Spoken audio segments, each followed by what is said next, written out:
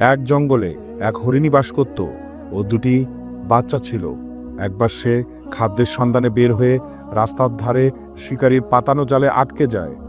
তখন সে খুবই চিন্তিত হয়ে পড়ল।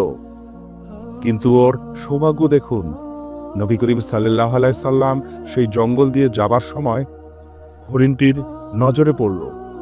সে নবী করিম সাল্লাল্লাহু আলাইহি সাল্লামকে দেখার সাথে সাথে ডাক দিয়ে উঠল, ইয়া রাসূলুল্লাহ, আমার প্রতি দয়া করুন।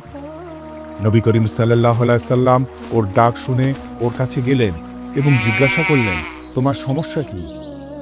ইয়া রাসূলুল্লাহ, আমি এ বেদুইনের জালে আটকে গেছি। আমার দুটি ছোট ছোট বাচ্চা রয়েছে, এই পাহাড়ের কাছেই আছে। আপনি কিছুক্ষণের জন্য আমার জিম্মাদার হয়ে আমাকে ছেড়ে দিন, যেন আমি শেষবারের মতো আমার বাচ্চাদের দুধ পান করাতে পারি। ইয়া রাসূলুল্লাহ, আমি দুধ পান করিয়ে ফিরে আসব। নবীজি বললেন, ঠিক আছে, আমি জিম্মাদার হয়ে তোমাকে ছেড়ে দিলাম। তোমার জন্য এখানে অপেক্ষা করছি। তুমি বাচ্চাদের দুধ পান করিয়ে তাড়াতাড়ি ফিরে এসো। শিকারী বেদুইনটি মুসলমান ছিল না। সে বলতে লাগলো, আমার শিকার ফিরে না আসলে খুবই খারাপ হবে। নবীজি বললেন, প্রথমে দেখো হরিণী ফিরে আসে কিনা।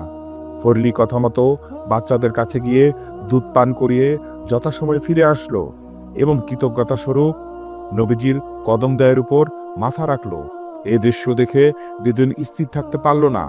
সেও কদম মোবারকে ঝুঁকে পড়ল।